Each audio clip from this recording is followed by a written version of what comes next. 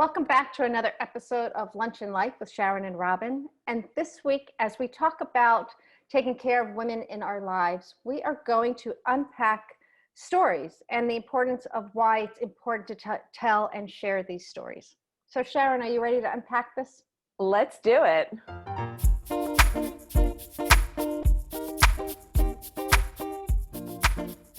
Hey everyone, I'm Sharon Gelfand, functional and holistic nutritionist supporting women over 40 getting to the root of their most common health complaints with at-home testing and flexible food choices so they have more energy and less stress and feel great again. And I'm here today with my co-host Robin. And I am Robin Joy Myers, molecular geneticist, TEDx speaker, and author, and I help women over 50 fall in love with themselves again so that they can thrive through life's changes with trust, confidence, and pure joy. Robin, I love how the last couple of weeks we were talking about the women who are important in our lives, whether they're friends, sisters, mothers, siblings, daughters, and for the men, all the women in their lives and the whole mental and physical and food, nutrition, everything. And you and I have talked about off air the why. Why is it so important, and how many stories there are out there of people who have found things out on their own and have had to be their own health advocates. And I think this is a great time to go into some of that. I totally agree with you.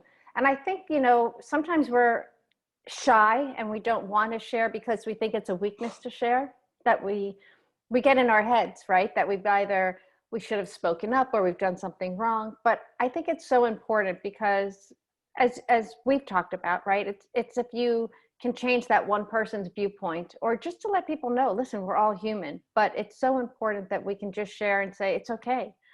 We have to speak up. Yeah. And I know you have some stories. You've got some good stories in there. Yeah. I was thinking about one of my neighbors who years ago, her husband discovered a lump under her armpit, and she went to the doctor and they said, everything's fine, but come back in like 6 months and we'll do another sonogram. And her gut instinct, her intuition was like, no, I'm not waiting 6 months. I want a biopsy now. And thank God she got a biopsy, because she discovered that she did have breast cancer. Wow. And thankfully she's okay. She's complete remission because they caught it early, right? And they tell us, do home breast exams, check all your lymph nodes.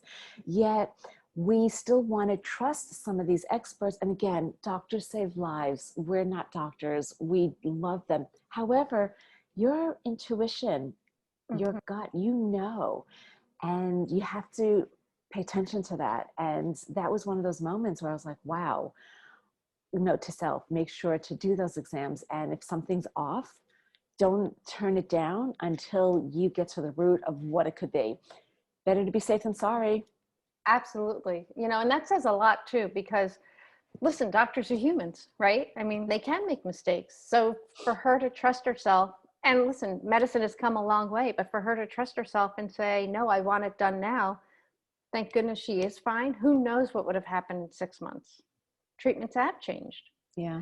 I remember an incident. I had various cystics because my mom had issues and they got a little bit sloppy with her. And I remember, so I was under the care of a breast doctor. And for a while she was like, don't trust the radiologist. They really don't read things as properly as they should. They wanted to do a needle biopsy. And so I called her in and she was like, you're not being touched. Like, that's fine. Because she knew my body. Like, she knew me. She's been with me for years. And she's like, no, that one's good. You're fine. And I trusted her because it didn't feel like, and those things can hurt too, by the way, but I trusted her. So that's interesting, right? Because in your instance, you trusted your instinct and your intuition, trusted that, whereas my friend, it didn't. She felt the opposite. And I think that's a really important take home for our audience, is to trust that. And if you start second guessing or feeling some sort of resistance, or it's nagging at you, that inner voice is speaking something to you that you really need to do something about. And that's with every walk of life. When we hit resistance and there's a reason we're trying to push through, or we're trying to, push it off to the side and, be like ostriches and put our heads in the ground and not deal with it. When we keep having those recurring thoughts or little things, it's the universe, it's a sign that, do something about it. Right. And very easily we either we're on the run or we think we're busy and we don't have time. And that goes back to a lot of our messages about being able to stop and pause and listen to what the message is, right? And not necessarily have to be reactive and be proactive, Yeah. Yeah. right? And just really, it is about tuning in. It really truly is about saying, oh, hold on, like I don't have to make this reactive choice. I can really listen to what my body's saying. And again, there's all these studies. Our brain is, and it fluctuates, right? Our brain is either 4% conscious or 6%. I mean, there's a whole realm of 0 to 10% here, or 2 to 10%, I should say. The rest is your subconscious talking to you. So until you really start listening to that and trusting that and go with your gut, go with that reaction, like it is truly, truly shouting out to you. Yeah, subconscious mind, the conscious mind, the unconscious mind. It's amazing that, with all the thoughts we have on a daily basis and how the brain needs to filter things out and put them in files, right? And Mm-hmm. it labels everything, puts them in a file cabinet, turns the key, locks it, and it gets put somewhere into the back recesses of your mind.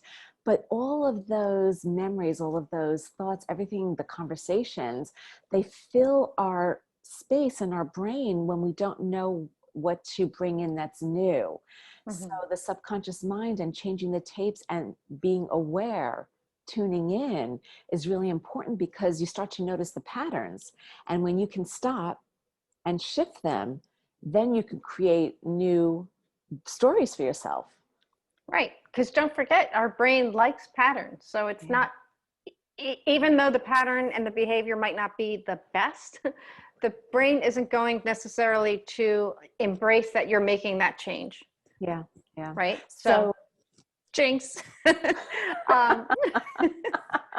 it's just listening to it, because it's going to be like, why change things? Well, you need to change things.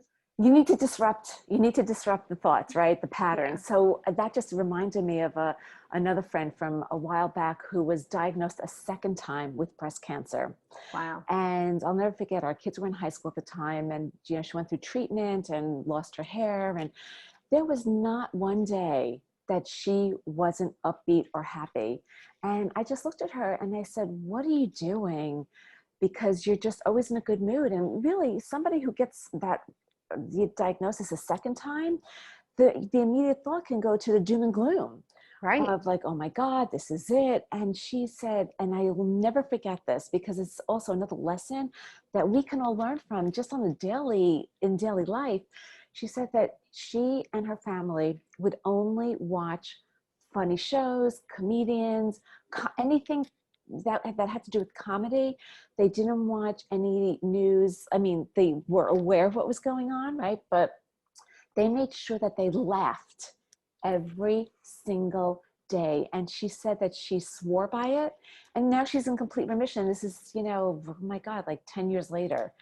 Wow. Second time around, she said laughter. And we've heard that before. We have heard that before. That's pretty amazing, though.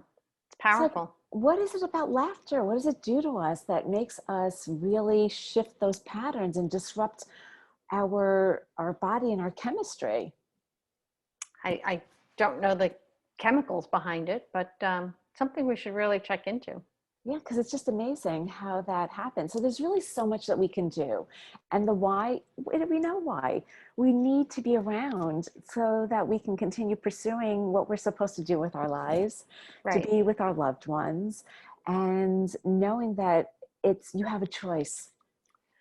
That's the biggest thing. I think our message really to resonate out is that we do have a choice, and you have a choice to question anybody. It doesn't matter who you think they are and what kind of powerful position they might hold, whether they're like chief of surgery or just the intern. Like, you have a right and you have a choice to question their opinion and ask for a second opinion or a third opinion or a fourth opinion, and just trust that you're steering yourself in the right direction. And do research. Like, you can't do enough research. Maybe study off of WebMD sometimes, because that isn't always the proper research, but just ask as many questions. Don't stop asking. and include a bunch of different modalities that are going to keep you uplifted by laughing, maybe going outdoors in nature, being with people who lift you up, not Yeah. those who are going to drag you down or tell you horror stories. You want to be surrounded Right. by all that hope, because there is a lot of hope out there.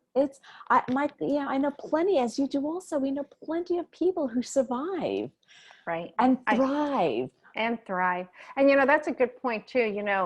You have also the ability to ask for the feedback that you want. We've learned this through speaking, right?